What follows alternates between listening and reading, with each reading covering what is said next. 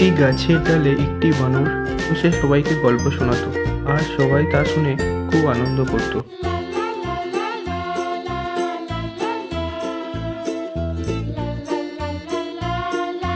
একটি গাছের ডালে বানরটি ঝুলে ঝুলে ফল খেত, আর সবাইকে দেখিয়ে দেখিয়ে সে ফলটি নিজে খেত।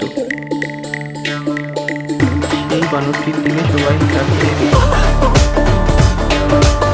জলাশয়ের ধারে একটি বানর ও একটি কাঠবিড়ালি সবসময় খেলা করতো, আর জলের মাছগুলো খেলতো তা দাঁড়িয়ে দাঁড়িয়ে দেখতো।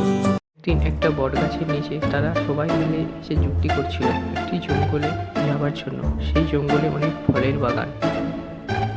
তারা পরের দিন ফলের বাগানে যেয়ে ফল পেড়ে নিয়ে এসে সবাই মিলে একটি আম গাছের নিচে বসে বসে সব ফলগুলি খাচ্ছিল।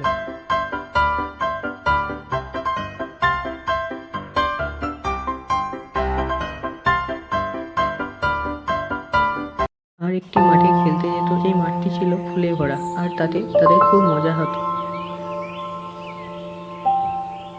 কিছু ফল সঞ্চয় করে একটি গাছের গোড়ায় রেখেছিল।